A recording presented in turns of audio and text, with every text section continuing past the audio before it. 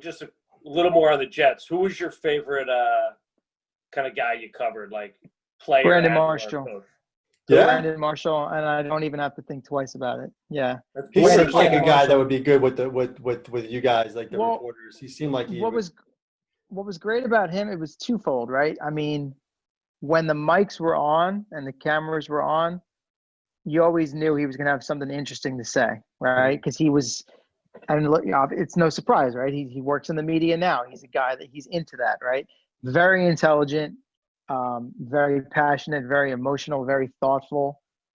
So, I mean, I know he had some ups and downs pretty much anywhere he went, but, and I'm sure rubbed a lot of people the wrong way, but I don't know. I always looked forward to whatever day it was in the given week where he was going to talk, because, you know, he would make it seem like it was a pain in the rear and it would take him over. But once he got going, you couldn't stop him. And he'd talk for 15 or 20 minutes and give these insightful answers and tell these stories that, you know, he didn't have to. So always enjoyed being up and close to personal with him. And he would also be playful with us, you know, kind of before we started the formal part of it. Like, for example, I'm only 5'7", right? And for radio purposes, I got to be in there tight. So I always would have to camp out and make sure I was like right up against the edge of his locker so I could get my mic, you know, right under his face.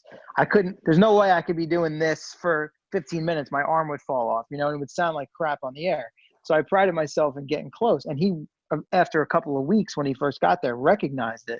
So he'd always look for me to be in that spot. And then he would before he'd be dressing and putting his body lotion on, and before he would turn around to face the cameras, he'd look at me and kind of flare his nostrils like this and go, "Am I good?" He'd go, "Am I good?" And he was basically asking me to check and make sure he didn't have any boogers hanging out of his nose, because he didn't want that to be seen on TV. So he was fun. He was playful that way, and then he was also very good for our purposes of what we needed in any given week. So that was definitely my favorite guy. You know, it's funny. You just mentioned body lotion, and I drift right back to Seinfeld, because George getting pulled to side at the airport, and he mentioned that he had lotion.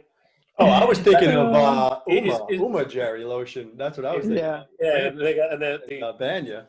They go, "Is that for your wife?" He's like, "No, dude,